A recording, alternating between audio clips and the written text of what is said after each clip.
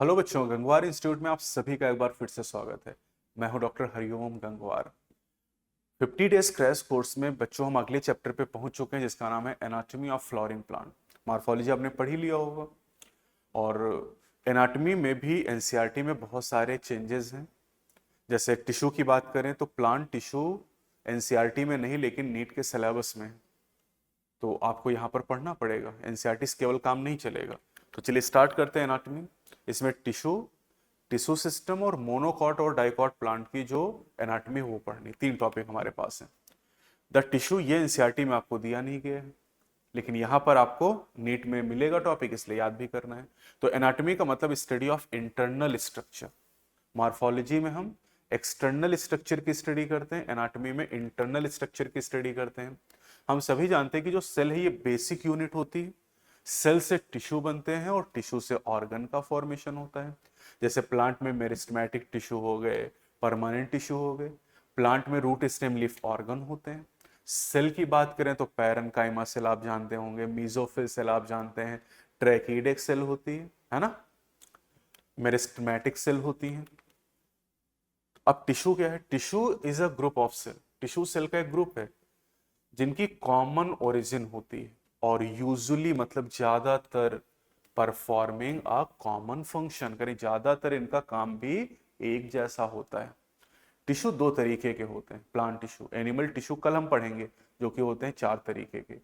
तो plant tissue दो तरह के, meristematic and permanent. Meristematic tissue फिर से दो तरीके के, primary meristem and secondary meristem. Primary meristem वो है जो प्राइमरी ग्रोथ कराते हैं और सेकेंडरी मेरिस्टम सेकेंडरी ग्रोथ कराते हैं। प्राइमरी मेरिस्टम दो तरीके के, टिप पे है तो एपिकल मेरिस्टम और मैच्योर ऑर्गन के बीच बीच में तो इंटरकैलरी मेरिस्टम ग्रासेस में पाए जाते हैं। एपिकल मेरिस्टम दो तरीके के, सूट के टिप पर है तो सैम सूट एपिकल मेरिस्टम, आप जानते हैं सूट एपिकल मेरिस्टम से लीफ डेवलप होती है। और रूट एपिकल मेरिस्टम रैम, अगर रूट के टिप पर एपिकल मेरिस्टम। परमानेंट टिश्यू दो तरीके के, simple and complex. Simple permanent tissue उन्हें कहा जाता है जिसमें सारी सेल एक जैसी होती हैं, और कॉम्प्लेक्स उन्हें कहते हैं जिनमें एक से ज्यादा तरह की सेल होती हैं। जैसे जाइलम में चार तरह के कंपोनेंट, फ्लोएम में चार तरह के कंपोनेंट। सिंपल परमानेंट टिश्यू में पैरेन्काइमा, कोलेनकाइमा और स्क्लेरेनकाइमा है। तो ये पूरे चैप्टर का एक ओवरव्यू मिल गया टिश्यू का आपका। अब एक एक करके पढ़ लेते हैं। तो मेरिस्टेमेटिक टिश्यू किन्हें कहते हैं? उन्हें कहा जाता है जिनकी सेल में डिवीजन की क्षमता है। और परमानेंट टिश्यू किसे कहते हैं? जिस टिश्यू की सेल में डिवीजन की क्षमता खत्म हो गई है। ये जनरली डिवाइड नहीं करते, generally do not divide further. ज्यादातर मतलब कभी कभी डिवीजन हो भी सकता है, मतलब वो डी डिफरेंशिएशन इनमें हो सकता है। अब मेरिस्टेमेटिक टिश्यू में जो मेरिस्टम है वो ग्रीक वर्ड है मेरिस्टोस, उससे आया है, इसका मतलब डिवाइडेड। प्लांट में जो ग्रोथ होती है वो कुछ विशेष हिस्सों में पाई जाती है जिसे मेरिस्टम कहा जाता है। और मेरिस्टम दो तरीके के, primary and secondary. Primary meristem plant की लाइफ में पहले अपीयर होता है और ये प्राइमरी प्लांट बॉडी बनाता है। प्राइमरी प्लांट बॉडी मतलब प्लांट की लंबाई बढ़ाने में हेल्पफुल होता है। सेकेंडरी मेरिस्टम प्राइमरी मेरिस्टम के बाद अपीयर होता है और ये वुडी एक्सेस प्रोड्यूस करता है। वुडी मतलब ये लकड़ी बनाता है, सेकेंडरी मेरिस्टम सेकेंडरी जाइलम को बनाता है ना। तो सेकेंडरी मेरिस्टम जो होता है बेटा, ये मैच्योर रीजन में पाया जाता है, रूट और सूट में। सूट में भी खास तौर से बात करें तो स्टेम में। सेकेंडरी मेरिस्टम में fascicular vascular cambium, interfascicular cambium and cork cambium आ जाएगा। तीनों नीट में पूछे गए हैं। ये सेकेंडरी या इन्हें लेटरल मेरिस्टम भी कहा जाता है बेटा।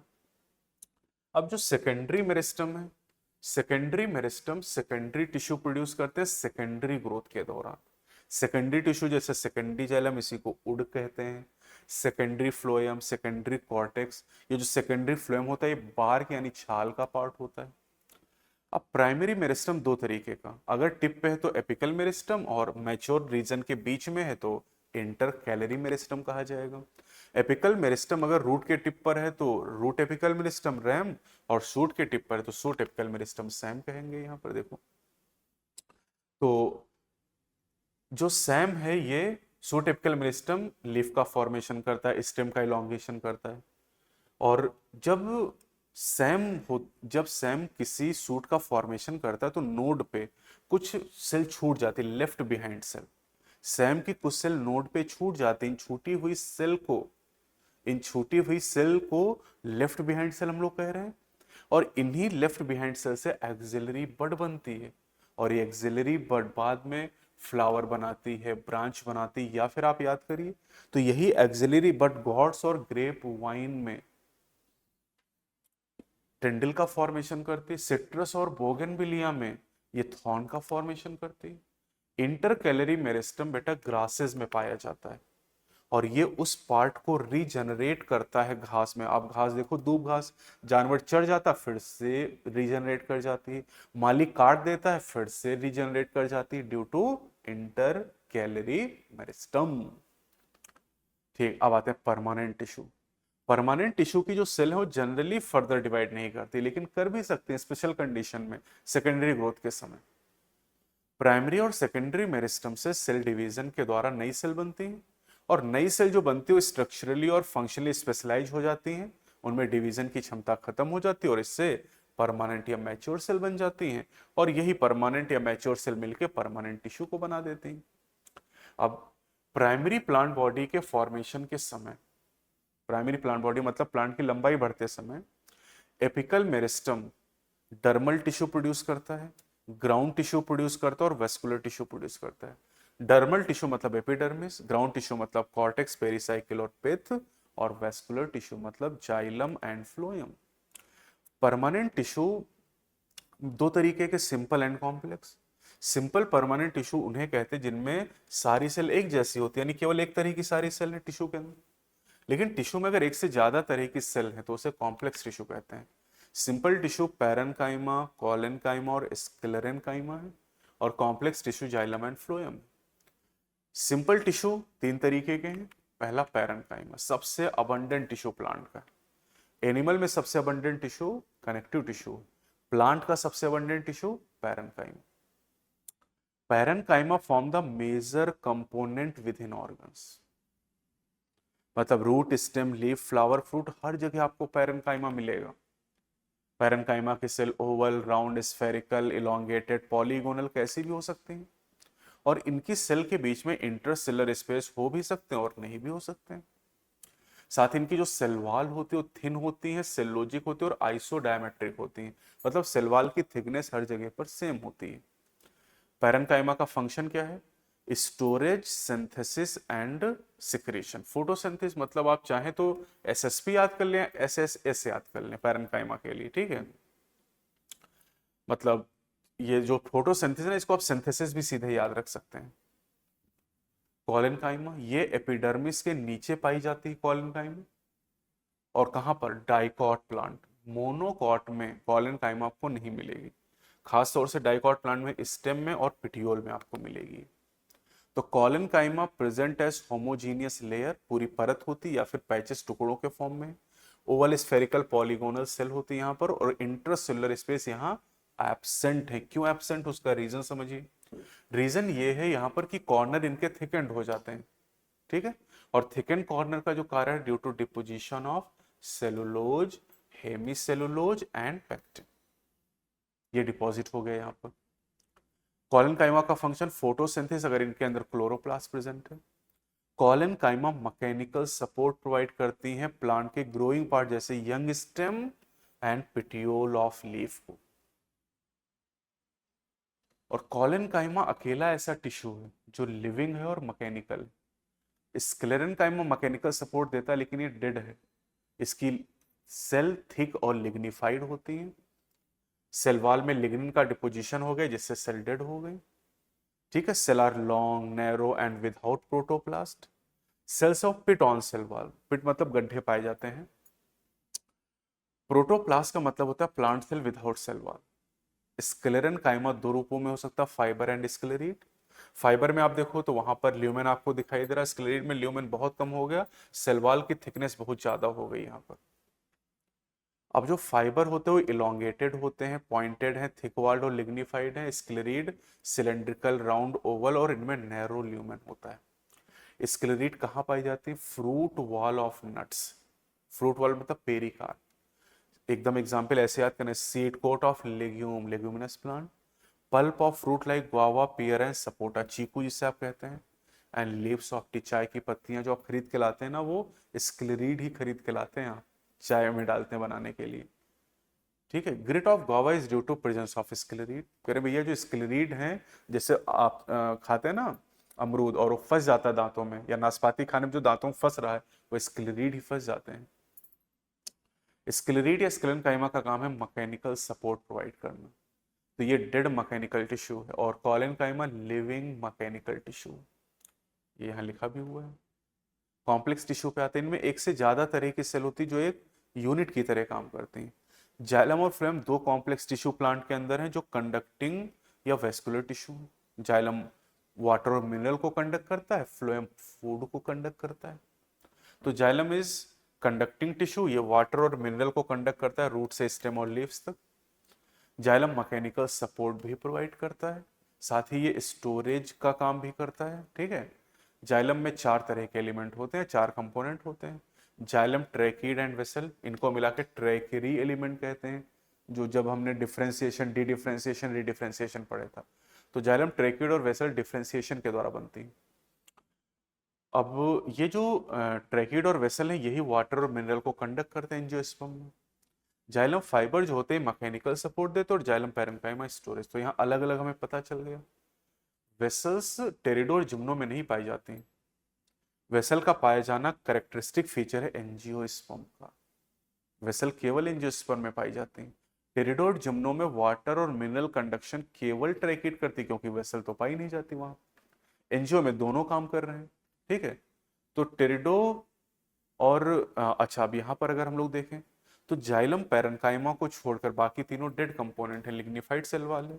जाइलम पैरेन्काइमा लिविंग होती, पैरेन्काइमा भी आपने पढ़ा लिविंग टिश्यू, मैकेनिकल नहीं होता है, स्टोरेज करता है, सेलोजिक सेल वाले इसमें। Tracheid elongated tube like cell होती, ट्रैकिड लिग्निफाइड होती इसलिए डेड हो जाती, टेपरिंग एंड होते मतलब दोनों किनारों पर नैरो हो जाती है। वेसल की बात करें तो वेसल कई सेल से मिलकर बनी होती हैं, जिन्हें वेसल मेंबर कहा जाता है। ठीक है, या वेसल सेल कहा जाता है, और ये ट्यूब लाइक सेल होती हैं। ठीक, तो वेसल सेल मिलके फॉर्मेशन करती हैं यहां पर वेसल्स का। इनकी जो सेल वॉल होती है थिक और लिग्निफाइड होती है ना। और इनकी जो दो सेल होती, मतलब जो वेसल मेंबर होते हैं, उनके बीच में सेल वॉल में परफोरेशन भी पाए जाते हैं। जाइलम फाइबर की बात करें तो हाईली थिकेंड सेल वॉल, और इनमें ल्यूमेन नहीं पाया था, ऑब्लिटरेटेड सेंट्रल ल्यूमेन। अब ल्यूमेन अगर नहीं तो फिर वाटर को कंडक्ट कर नहीं सकती, तो ये मैकेनिकल सपोर्ट का काम करेंगी। जाइलम पैरेन्काइमा स्टोरेज करती हैं, क्या क्या स्टोर करती हैं, एसटीएफ मतलब स्टार्च, टैनिन और फैट का स्टोरेज करती हैं। पैरेन्काइमा की सेल जानते हैं लिविंग है, थिन वॉल सेलोजिक है, और ये बहुत इंपॉर्टेंट पॉइंट है, रेडियल कंडक्शन ऑफ वाटर रे पैरेन्काइमा सेल से होता है। आर आप याद कर लेना, रे पैरेन्काइमा सेल से रेडियल कंडक्शन वाटर का होता है। एक अपवर्ड कंडक्शन जो होता है वो ट्रैकेड और वेसल करती हैं, जो रेडियल कंडक्शन होता है एक्स एक्सिस के लॉन्ग, वो रे पैरेन्काइमा सेल करती हैं। अब प्राइमरी जाइलम जो होता है, प्राइमरी जाइलम मतलब जो प्राइमरी ग्रोथ के दौरान बनता है। तो प्राइमरी जाइलम दो तरीके का, protoxylem and metaxylem. Protoxylem first form, पहले बनने वाला प्राइमरी जाइलम, और मेटाजाइलम बाद में बनने वाला प्राइमरी जाइलम। अब स्टेम में देखते क्या होता है। स्टेम में जो प्रोटोजाइलम होता है बेटा, वो पिथ की तरफ होता है, सेंटर की तरफ, और जो मेटाजाइलम वो पेरिफेरी यानी पेरिसाइकिल की तरफ पाया जाता है। इस अरेंजमेंट को हम एंडार्च कहते हैं। एंडार्च कैसे याद करोगे, एंडार्च में प्रोटोजाइलम जो होगा वो अंदर की तरफ होगा। रूट की बात करें तो यहाँ एक्सचार्ज कंडीशन मतलब उल्टा हो जाएगा, प्रोटोजाइलम पेरिफेरी की तरफ आ जाएगा और मेटाजाइलम सेंटर की तरफ। एक याद कर लेना बस। फ्लोएम फूड मटेरियल को कंडक्ट करता है लीफ से प्लांट के दूसरे पार्ट तक। फ्लोएम के भी चार कंपोनेंट होते हैं एंजियोस्पर्म में, sieve tube element, companion cell, phloem parenchyma and phloem fibre. अब फ्लोएम में तीन कंपोनेंट लिविंग है, एक ही डेड है फ्लोएम फाइबर। जाइलम में तीन डेड थे, केवल एक लिविंग था जाइलम पैरेन्काइमा। तो एकदम उल्टी कहानी यहाँ पर है। अच्छा, जिम्नो में स्यू ट्यूब और कॉम्पेनियन सेल होती नहीं।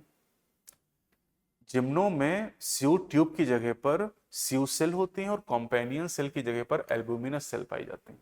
ठीक है, अब आते हैं sieve tube element, long tube like, नाम से पता चल रहा है भाई ट्यूब लाइक स्ट्रक्चर होंगे।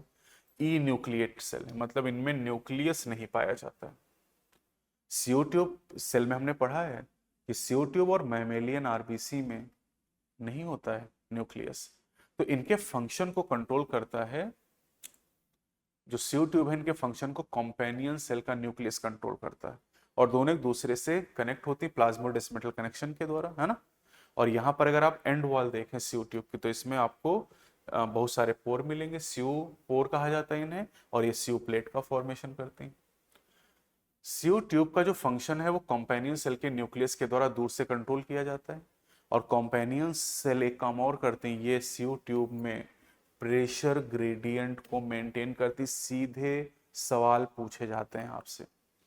कॉम्पेनियन सेल ये स्पेशल पैरेन्काइमा सेल है। फ्लोएम पैरेन्काइमा की बात करें तो इनकी सेल वॉल सेलुलोजिक है, और काम आप जानते हैं स्टोरेज, जैसे रेजिन हो गया, म्यूसिलेज हो गया, लेटेक्स, आरएमएल से आप याद कर लो। एसटीएफ याद करोगे जाइलम पैरेन्काइमा में, स्टार्च, टैनिन और फैट, और फ्लोएम पैरेन्काइमा रेजिन, म्यूसिलेज और लेटेक्स। लेटेक्स याद है ना, पॉपी प्लांट का जो पॉपी प्लांट के लेटेक्स से मॉर्फिन को ऑब्टेन किया जाता है। फ्लोएम पैरेन्काइमा ज्यादातर मोनोकॉट में एब्सेंट होती है, ये भी बहुत इंपॉर्टेंट पॉइंट है। फ्लोएम फाइबर को बास फाइबर भी कहते हैं, और ये स्क्लेरन काइमेटस है, और जैसे कहा स्क्लेरन काइमेटस मतलब डेड हो गए और मैकेनिकल सपोर्ट प्रोवाइड करेंगे। फ्लोएम फाइबर पॉइंटेड और नीडल लाइक इसमें अपेक्स पाया जाता है। बास्ट फाइबर ज्यादातर प्राइमरी फ्लोएम में नहीं होते, लेकिन सेकेंडरी फ्लोएम में पाए जाते हैं। जूट, फ्लैक्स और हेम्प, जूट तो आप जानते हैं, जूट रस्सी बनाने के लिए यूज करते हैं, तो इनमें जो फ्लोएम फाइबर होता है, इनके फ्लोएम फाइबर कॉमर्शियली यूज किए जाते हैं, मतलब जो जूट हम लोग यूज करते हैं वो फ्लोएम फाइबर ही होता है। अब प्राइमरी फ्लोएम भी दो तरह का है, जैसे प्राइमरी जाइलम दो तरह का था, एक प्रोटोफ्लोएम, दूसरा मेटाफ्लोएम, वही कहानी, पहले बनने वाला प्राइमरी फ्लोएम प्रोटोफ्लोएम और बाद में बनने वाला मेटाफ्लोएम। प्रोटोफ्लोएम जो होता है वो उसमें नैरो सीओ ट्यूब होती है, और मेटाफ्लोएम में बिगर सीओ ट्यूब पाई जाती है। ठीक, ये बड़ा सवाल हो सकता है। अब आते हैं टिश्यू सिस्टम, एनसीईआरटी में यहीं से टॉपिक आपको दिया गया है। तो करें structure and function of tissue is dependent also on their location. कह रहे हैं कि सेल का स्ट्रक्चर और फंक्शन उनकी लोकेशन पर भी निर्भर करता है। भाई पैरेन्काइमा आप देख लो, पैरेन्काइमा अगर एपिडर्मिस में है तो फिर प्रोटेक्शन का काम करेगी, अगर इनर साइड में पिथ में पाई जाएगी तो वहां स्टोरेज का काम करेगी। तो टिश्यू का जो काम है ना उसके लोकेशन पर भी निर्भर कर रहा है। टिश्यू सिस्टम की बात करें तो स्ट्रक्चर एंड लोकेशन के आधार पे तीन तरह के टिश्यू सिस्टम होते हैं। दो तरह के टिश्यू प्लांट में तीन तरह के टिश्यू सिस्टम है, एपिडर्मल या डर्मल टिश्यू सिस्टम, ग्राउंड या fundamental tissue system, and conducting या vascular tissue system. Epidermal tissue system जो होता है ये प्लांट की सबसे आउटरमोस्ट कवरिंग बनाता है। एपिडर्मल टिश्यू सिस्टम में तीन कंपोनेंट, एक एपिडर्मिस हो गई, epidermal cell, stomata and epidermal appendage, इसमें हेयर, रूट हेयर और ट्राइकोम आ जाते हैं। तो एपिडर्मिस जो है वो प्राइमरी प्लांट बॉडी की आउटरमोस्ट कवरिंग बनाती है। एग्जाम्पलर का क्वेश्चन जो भी टेस्ट नंबर 24 में पूछा भी गया था कि एपिडर्मिस कहाँ पर एब्सेंट होती, तो रूट टिप और सूट टिप पे एपिडर्मिस एब्सेंट होती है। एपिडर्मल सेल आर पैरेन्काइमेटस, बिल्कुल। एपिडर्मिस ज्यादातर सिंगल लेयर्ड है, लेकिन कहीं कहीं मल्टी लेयर्ड भी होती है, लेकिन आपके सिलेबस में नहीं है। Epidermis form continuous layer. On the outer side of epidermis there is a thick layer of cuticle, cuticle की लेयर पाई जाती है, और क्यूटिकल वाटर लॉस को प्रिवेंट करने का काम करता है। ये वैक्सी लेयर होती है, क्यूटिकल मोम जैसी। रूट में क्यूटिकल नहीं पाई क्योंकि रूट जो है बेटा वो वाटर को एब्जॉर्ब करेगी, अगर क्यूटिकल होगी तो वाटर का एब्जॉर्प्शन नहीं होगा। स्टोमेटा, स्टोमेटा लीफ की एपिडर्मिस में पाया जाता है, और कभी कभी स्टेम पर भी हो सकते हैं, यंग स्टेम में। स्टोमेटा ट्रांसपिरेशन में रोल प्ले करते हैं, और गैसेस एक्सचेंज में इनका रोल होता है।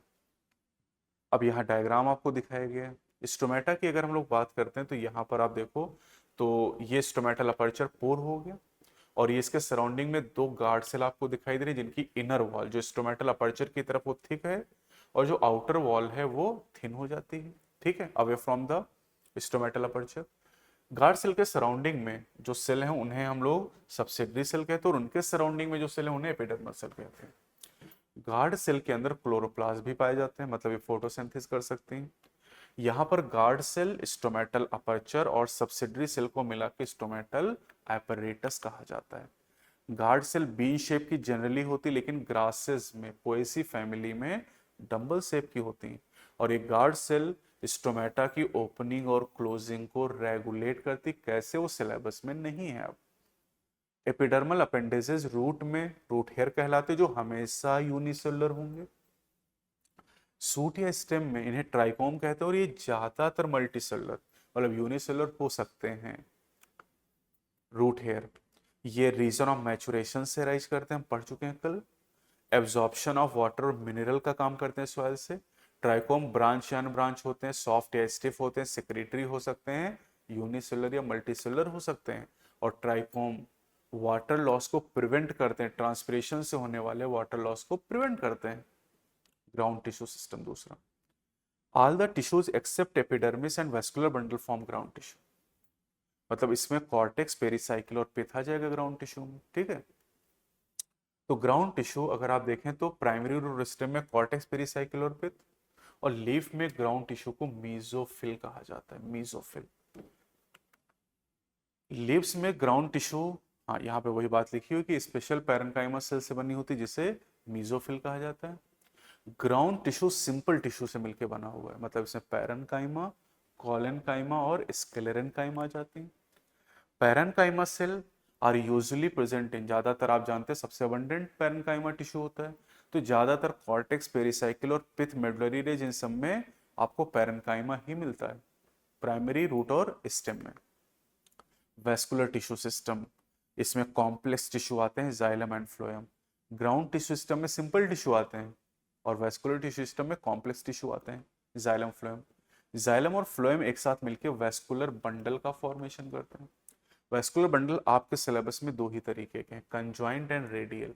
कंजॉइंट वेस्कुलर बंडल में क्या होता है कि जाइलम और फ्लोएम, जाइलम और फ्लोएम जो होते हैं वो सेम रेडियस पर पाए जाते हैं, सेम रेडियस पर पाए जाते हैं, और जनरली जाइलम अंदर की तरफ होता है और फ्लोएम बाहर की तरफ होता है, पेरिफेरी पर, ठीक है।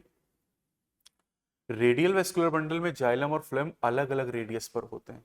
छोटी वाली रेडियस पर फ्लोएम पाया जाएगा, छोटी वाली सॉरी रेडियस पर जाइलम पाया जाएगा, और बड़ी वाली रेडियस पर फ्लोएम पाया जाएगा, मतलब फ्लोएम पेरिफेरी की तरफ प्रेजेंट होता है। तो conjoint vascular bundle, xylem and phloem are present on same radius. ज्यादातर फ्लोएम आउटर साइड लोकेटेड होता है जाइलम के, और कंजॉइंट वेस्कुलर बंडल स्टेम और लीव्स में पाए जाते हैं। अब डाइकॉट स्टेम में कंजॉइंट वेस्कुलर बंडल में जाइलम और फ्लोएम के बीच में कैम्बियम पाई जाती है, इसे ओपन वेस्कुलर बंडल कहते हैं, क्योंकि ये सेकेंडरी ग्रोथ कर सकता है, सेकेंडरी टिश्यू बना सकता है। मोनोकॉट में जाइलम और फ्लोएम के बीच में कैम्बियम नहीं, से क्लोज्ड वेस्कुलर बंडल कहते हैं, क्योंकि ये सेकेंडरी टिश्यू नहीं कर सकता है, सेकेंडरी टिश्यू नहीं बना सकता, सेकेंडरी ग्रोथ नहीं कर सकता है। देखो वही बात लिखी हुई है, due to presence of cambium this vascular bundle produce secondary tissues and hence called open vascular bundle. Cambium के ना होने से जो क्लोज्ड वेस्कुलर बंडल है वो सेकेंडरी टिश्यू प्रोड्यूस नहीं कर सकते हैं।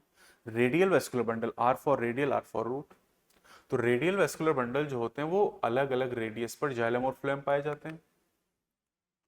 अब आते हैं last topic, that is anatomy of dicot and monocot plant. इसमें हमारे पास 6 टॉपिक हैं, dicot root, monocot root, dicot stem, monocot stem, dicot leaf, monocot leaf, और ऐसे कंपेयर करके पढ़िएगा, बहुत आसान हो जाएगा, और सवाल निश्चित रूप से यहां से आता है।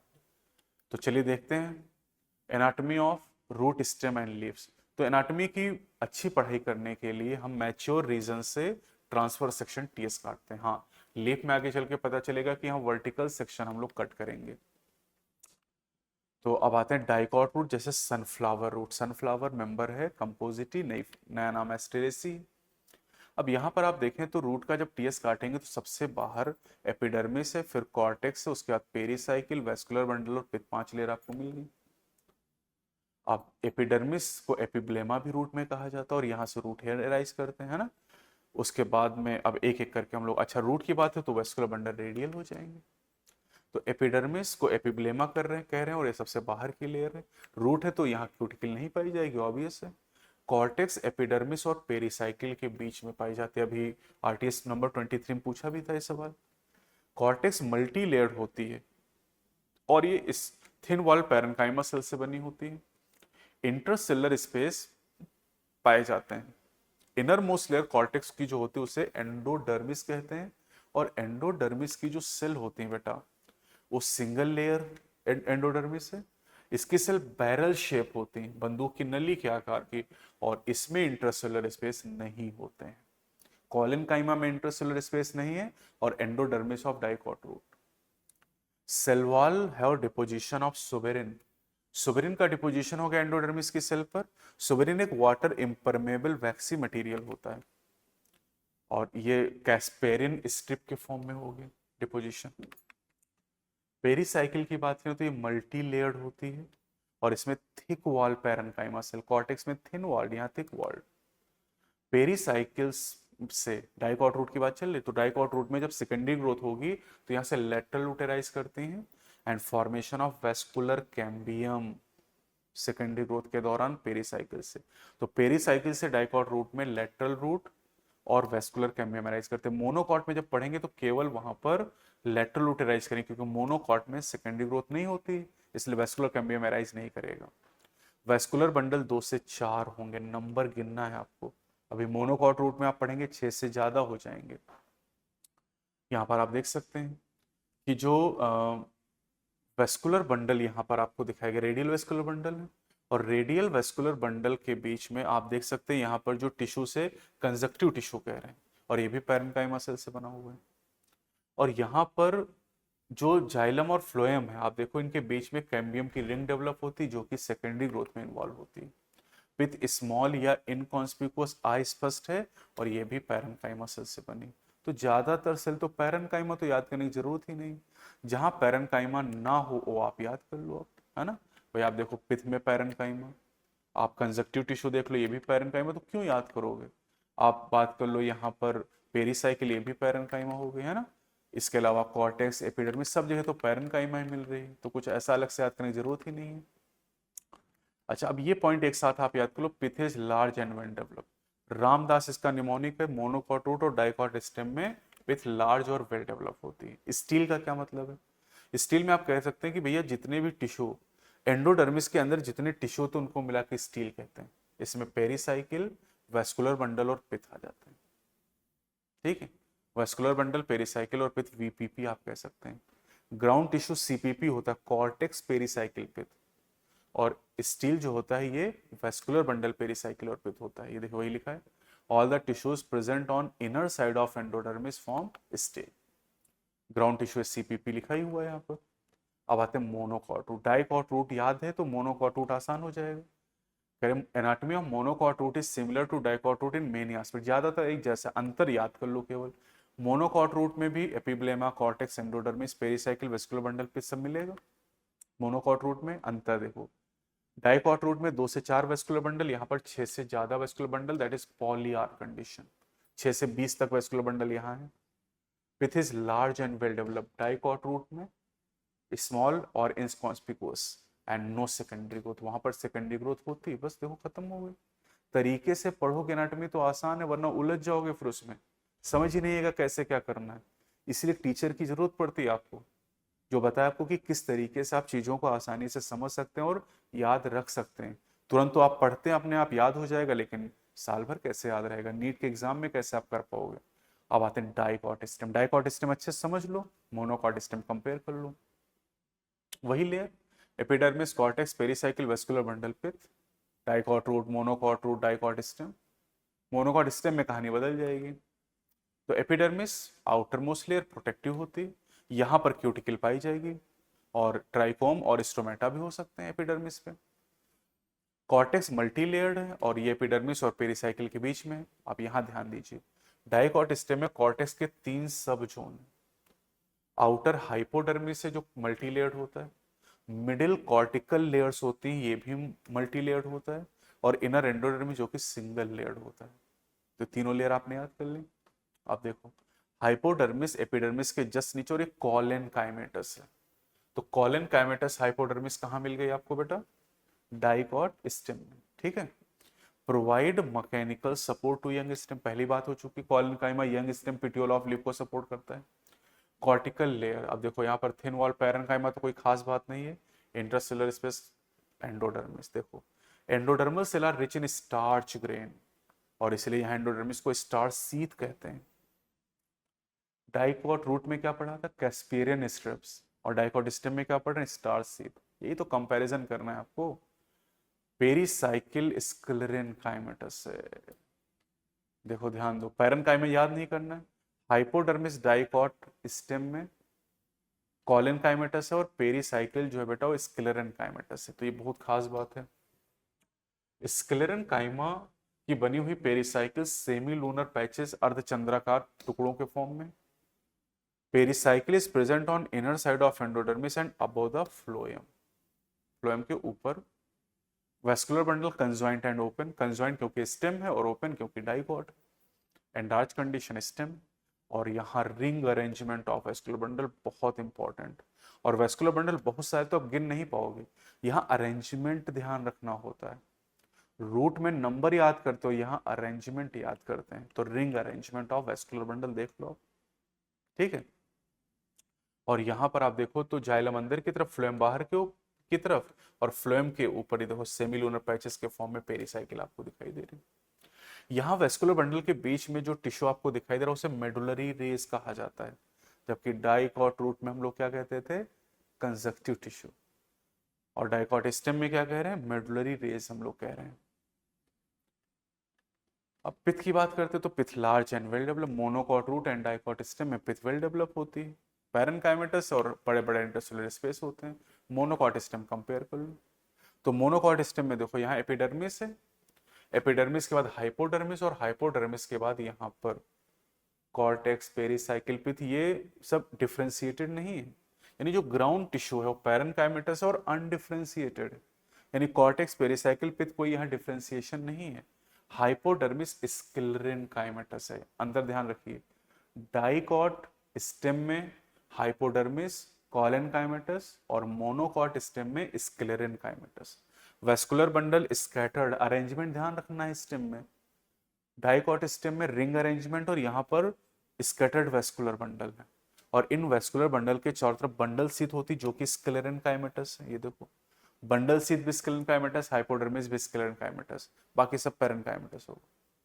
अच्छा, वेस्कुलर बंडल सेंटर वाले बड़े हैं और पेरिफेरी वाले छोटे हैं, इंपॉर्टेंट बात है ये।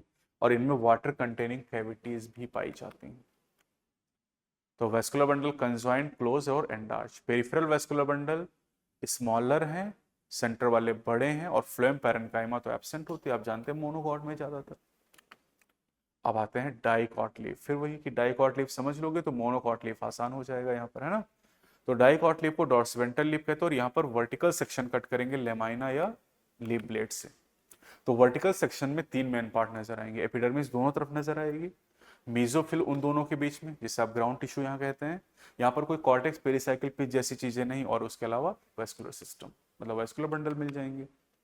तो आप देखो यहाँ पर जो अपर एपिडर्मिस उसे एडेक्सियल कहते हैं, बहुत इंपॉर्टेंट है, लोअर वाले को एबैक्सियल कहते हैं। इन दोनों के बीच में मीजोफिल है जो कि पैरेनकाइमा सेल से बनी। अब एडेक्सियल की तरफ जो मीजोफिल होती है उन्हें पैलिसेड कहा जाता है। ये आप देखो तो इलोंगेटेड सेल होती हैं, पैरेलली अरेंज होती हैं। और जो लोअर एपिडर्मिस की तरफ सेल है उन्हें स्पॉन्जी पैरेनकाइमा कहते हैं, और इन्हीं के अंदर आपको मिलते हैं क्लोरोप्लास्ट। साथ ही साथ यहाँ पर देखो तो आप लोअर एपिडर्मिस की तरफ स्टोमेटा ज्यादा होंगे, अपर एपिडर्मिस पे कम होंगे और एब्सेंट भी हो सकते हैं। डाइकॉट की बात चल रही है।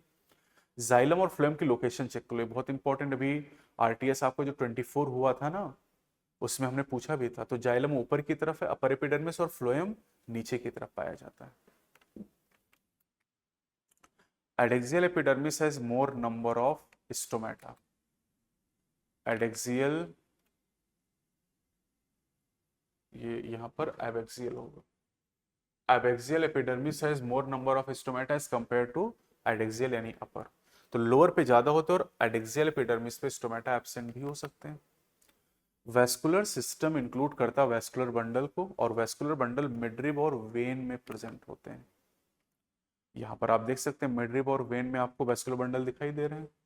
Size of vascular bundle dependent on size of the when, मतलब अलग अलग साइज के वेस्कुलर बंडल यहाँ पर पाए जाएंगे, ठीक है।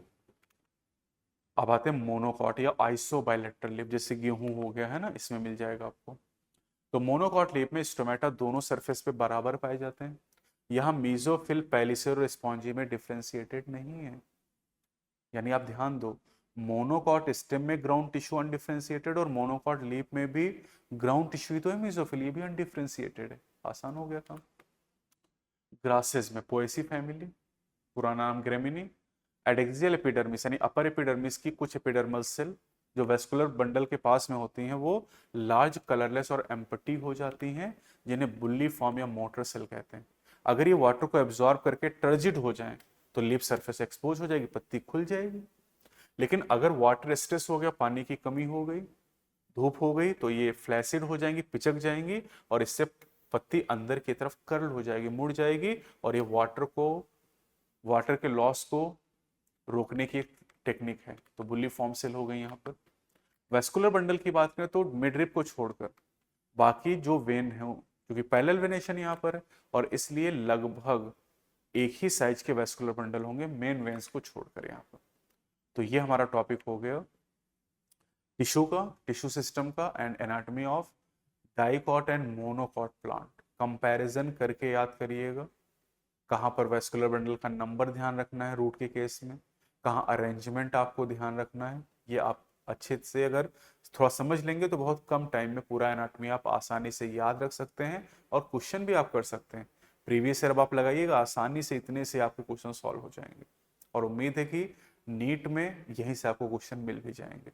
तो अगले वीडियो में हम स्ट्रक्चरल ऑर्गेनाइजेशन इन एनिमल के साथ मिलेंगे, जहाँ पर एनिमल टिश्यू जो कि एनसीईआरटी में नहीं नीट के सिलेबस में वो पढ़ेंगे। कॉकरोच एनसीईआरटी से डिलीट हो गया, नीट के सिलेबस में वो पढ़ेंगे। और फ्रॉग जो कि एनसीईआरटी और नीट दोनों में है, उसको भी हम लोग कवर करेंगे।